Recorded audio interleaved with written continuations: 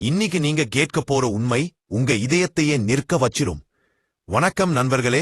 உலகத்துல இருக்கிற மிகவும் மர்மமான, மிகவும் பயங்கரமான பிதி உருவம், மிகவும் சாபம் கொண்ட ஒரு புத்தகம் பத்தி இன்னைக்கு நாம பேச போறோம்.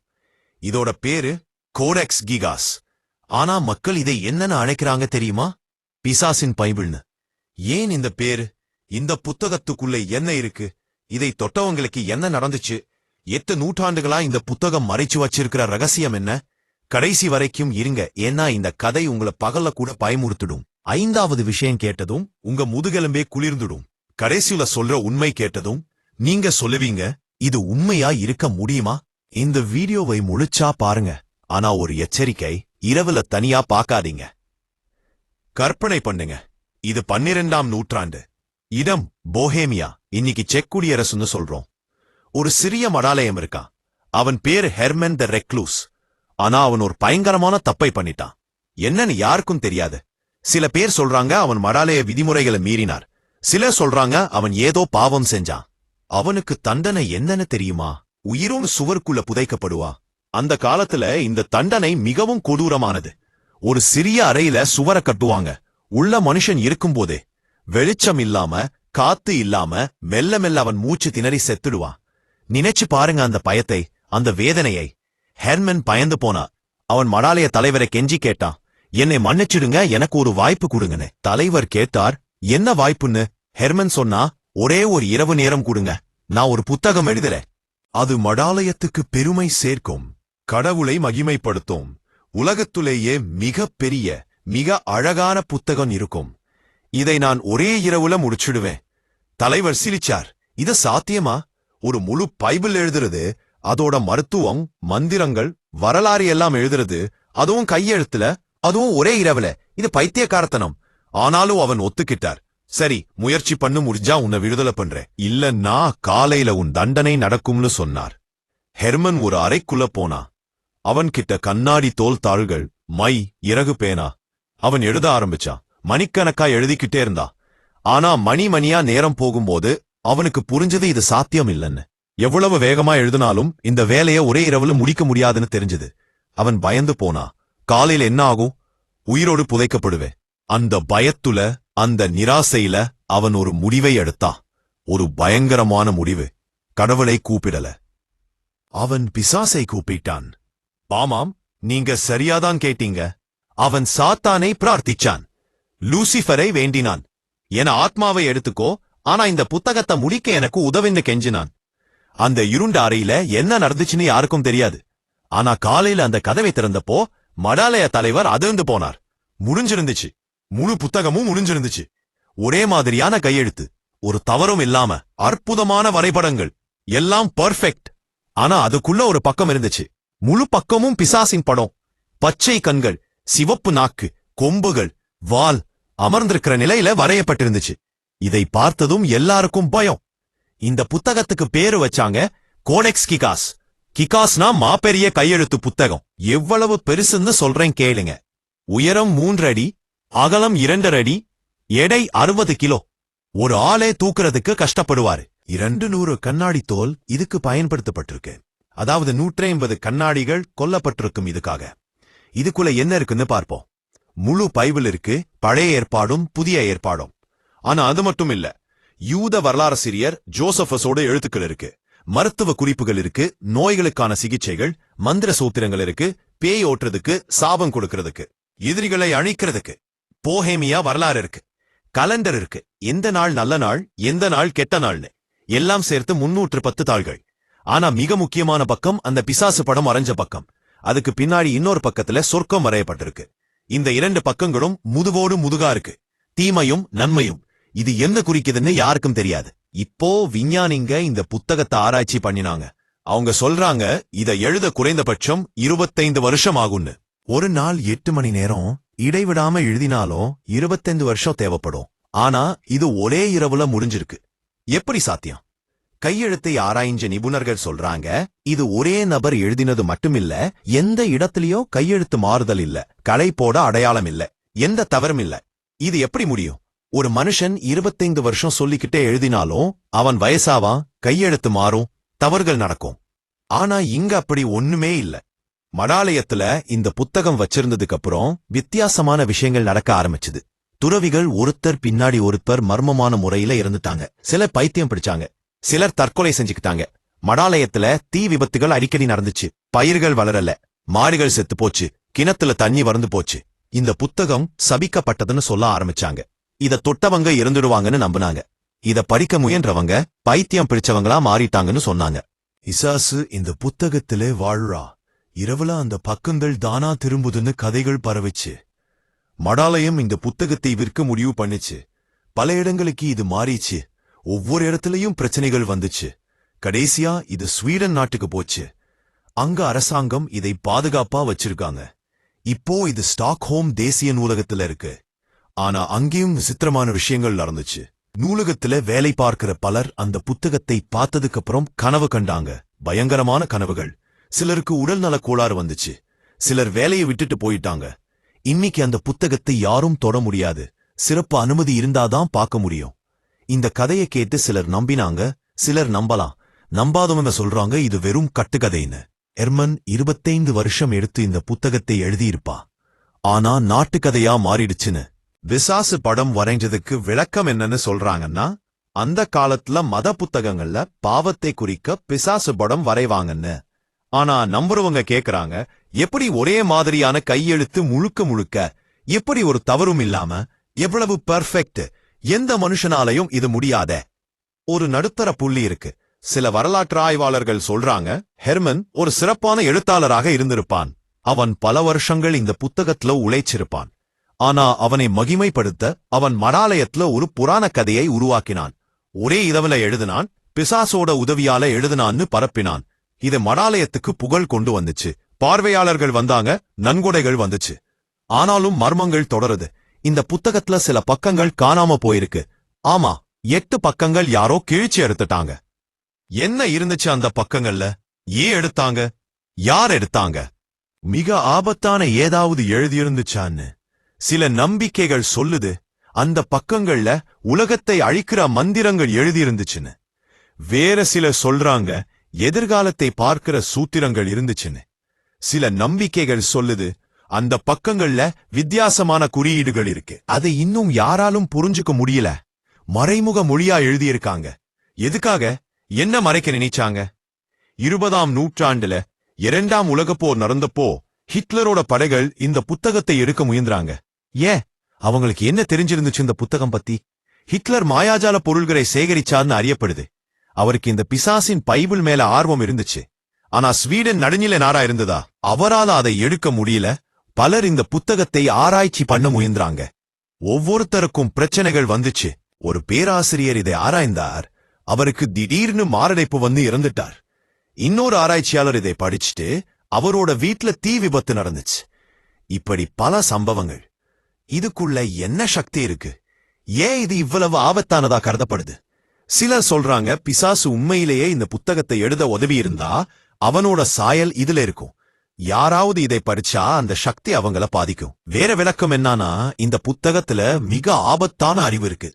மருத்துவம், மந்திரம், வரலாறு எல்லாம் சேர்ந்திருக்கு. அதை தவறாக பயன்படுத்தினா ஆபத்துன்னு ஹெர்மன் ஒரு பயத்தை உருவாக்கினான். யாரும் இதை எழுதா படிக்க கூடாதுன்னு, அதனால சாபம் இருக்குன்னு பரப்பினானு. அறிவியல் விளக்கம் என்னன்னா, இது வெறும் தற்செயல் நிகழ்வுகள். இத படிச்சவங்க, தொட்டவங்க, ஆராய்ச்சி பண்ணினவங்க எல்லாருக்கும் ஏதாவது பிரச்சனை வரதான் செய்யும்.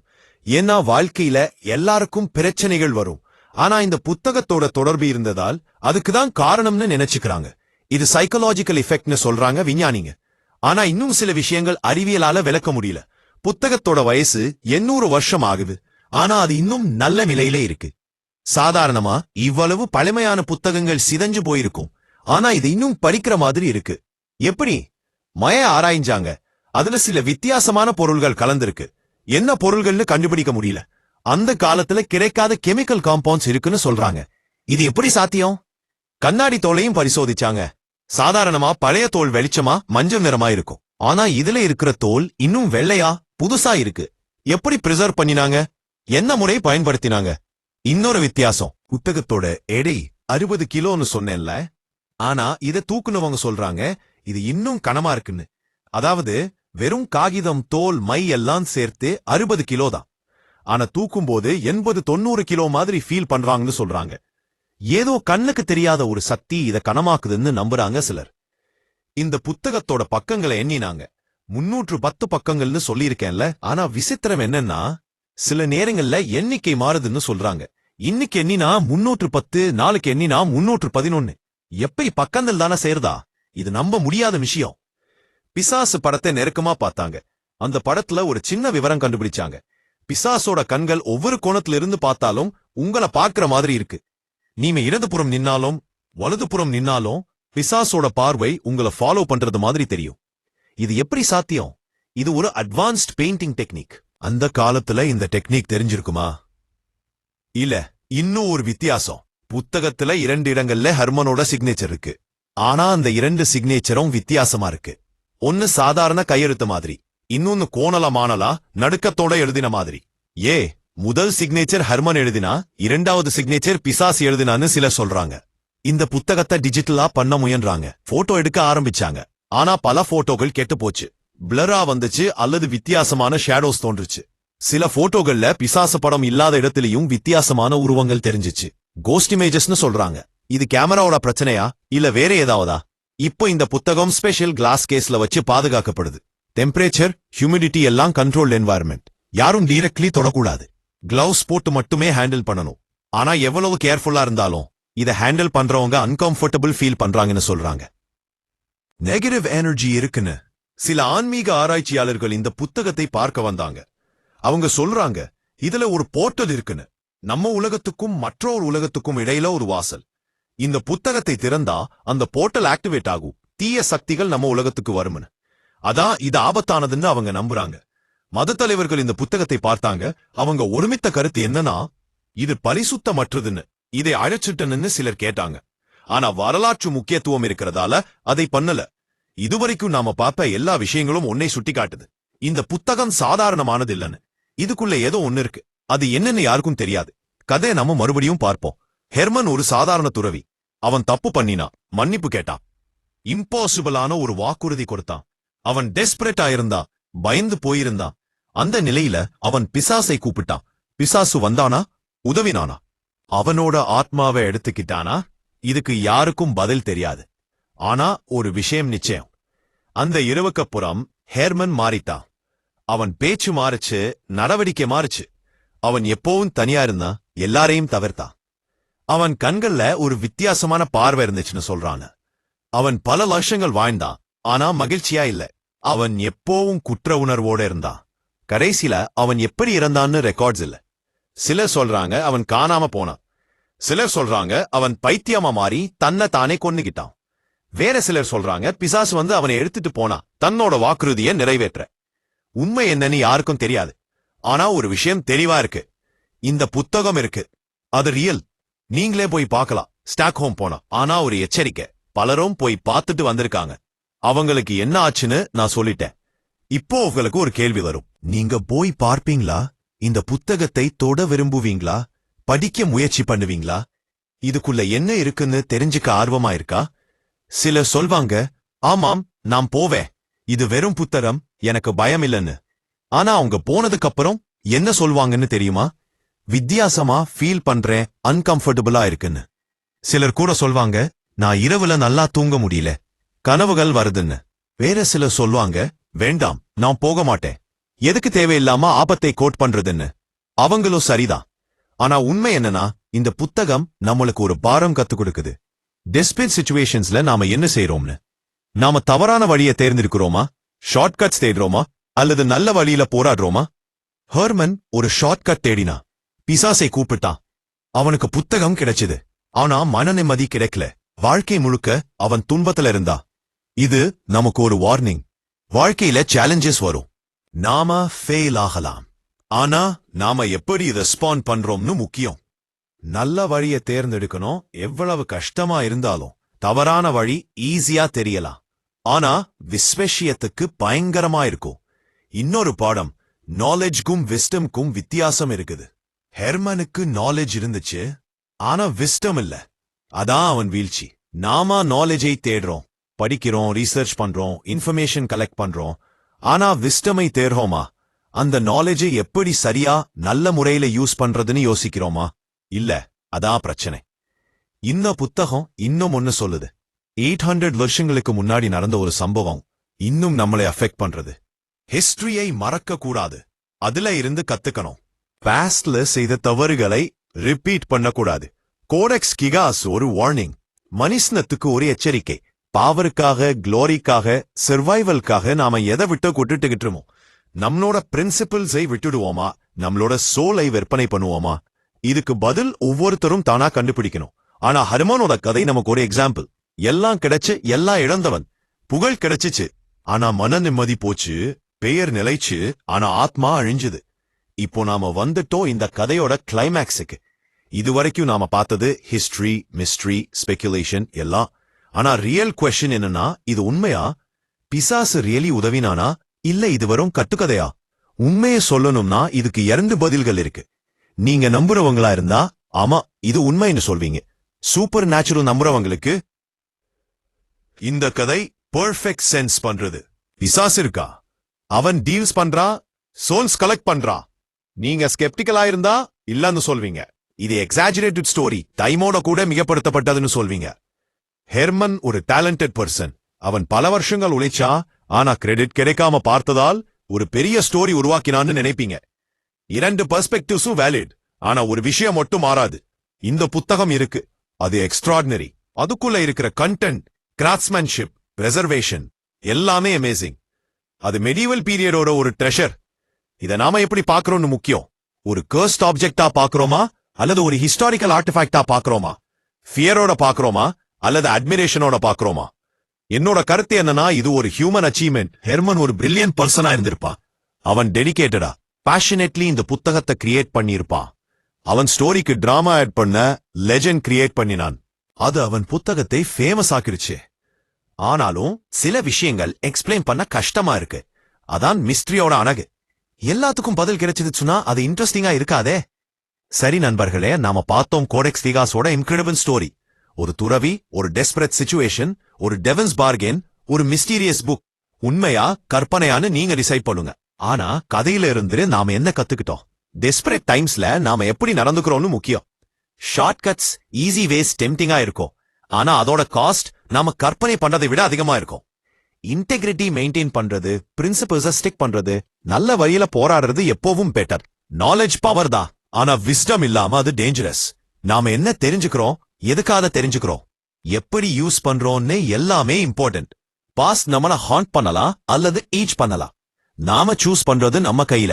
ஹிஸ்டரியில இருந்து கத்துக்கிறோமா அல்லது சேம் மிஸ்டேக்ஸ் ரிப்பீட் பண்றோமான்னு நாம முடிவு பண்ணணும். இந்த வீடியோ உங்களுக்கு ஒரு புதிய உலகத்தை காட்டியிருக்குன்னு நம்புறேன். மிஸ்ட்ரி, ஹிஸ்டரி, ஹாரர் எல்லாம் மிக்ஸ் ஆன ஒரு கதை. கோடெக்ஸ் கிகாஸ் பத்தின உங்க வியூ இப்போ என்னன்னு கமெண்ட்ல சொல்லுங்க. இது உண்மைன்னு நம்புறீங்களா? பிசாசு இதை எழுத உதவினான்னு நினைக்கிறீங்களா, அல்லது இது கிளெவர் ஹியூமன் கிரியேஷன் நினைக்கிறீங்களா? நீங்க ஸ்டாக்ஹோம் போய் இந்த புத்தகத்தை பார்ப்பீங்களா? உங்க எண்ணங்களை ஷேர் பண்ணுங்க. இந்த வீடியோ பிடிச்சிருந்தா லைக் பட்டன் அழுத்துங்க, சப்ஸ்கிரைப் பண்ணுங்க, நோட்டிபிகேஷன் பெல்ல ஆன் பண்ணுங்க. ஹிஸ்டரி, மிஸ்ட்ரி, பாரநார்மல் டாபிக்ஸ்ல இன்னும் வீடியோ வரும். உலகத்தோட மிக ரகசியமான, மிக மர்மமான கதைகளை நாம எக்ஸ்ப்ளோர் பண்ணுவோம். இந்த வீடியோவை உங்க ஃப்ரெண்ட்ஸ் கிட்ட ஷேர் பண்ணுங்க. ஸ்பெஷலி இந்த மாதிரி மிஸ்டீரியஸ் ஸ்டோரிஸ் பிடிக்கிறவங்க கிட்ட காமெண்ட்ஸ்ல டிஸ்கஸ் பண்ணுங்க. உங்களோட தியரிஸை சொல்லுங்க. இந்த ஸ்கிரிப்டை ரீசர்ச் பண்ணி, எழுதி, ரெக்கார்ட் பண்ணி, எடிட் பண்ணி உங்களுக்காக கொண்டு வரதுக்கு எனக்கு பல நாள்களாச்சு. ஹிஸ்டாரிக்கல் ரெக்கார்ட்ஸ் படிச்சேன், டிஃபரெண்ட் தியரிஸ் ஆராய்ச்சேன், எல்லாத்தையும் இன்ட்ரெஸ்டிங்கா உங்களுக்கு பிரசன்ட் பண்ண முயற்சி செஞ்சேன். உங்களுக்கு இது பிடிச்சிருந்தா அதுவே எனக்கு பெரிய சந்தோஷம். வீடியோ பார்த்ததுக்கு ரொம்ப தேங்க்ஸ். இந்த மாதிரி ஃபேசினேட்டிங் டாபிக்ஸ்க்காக என்னோட சேனலை ஃபாலோ பண்ணுங்க. மிஸ்ட்ரிக்கு பின்னாடி இருக்கிற ட்ரூத்தை தேடுவோம், ஹிஸ்டரியோட சீக்ரெட்ஸை அன்கவர் பண்ணுவோம், அன்எக்ஸ்பிளைன்ட் ஃபெனாமெனாவை எக்ஸ்ப்ளோர் பண்ணுவோம். கோடெக்ஸ் கிகாஸ் இன்னும் ஸ்டாக்ஹோம்ல இருக்கு. அதோட சீக்ரெட்ஸ் இன்னும் முழுசா ரிவீல் ஆகல. மேபி ஒரு நாள் நம்ம ஃபுல் ட்ரூத்தை தெரிஞ்சுப்போம், அல்லது மேபி அது என்றைக்கும் ஒரு மிஸ்ட்ரியாவே இருக்கும். அதுவும் நல்லதுதான். சில விஷயங்கள் அன்எக்ஸ்பிளைன்டாவே இருக்கட்டும், அதுதான் லைஃபை இன்ட்ரெஸ்டிங் ஆக்குது. உங்களோட வாழ்க்கையில நல்லது நடக்கட்டும். விஸ்டமோட வாழுங்க, இன்டெகிரிட்டியோட நடந்துக்குங்க, கரேஜோட சேலஞ்சஸை ஃபேஸ் பண்ணுங்க.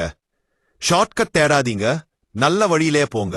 அது நீளமா இருந்தாலும் சரி அதுதான் ரைட் வே. பீஸ்.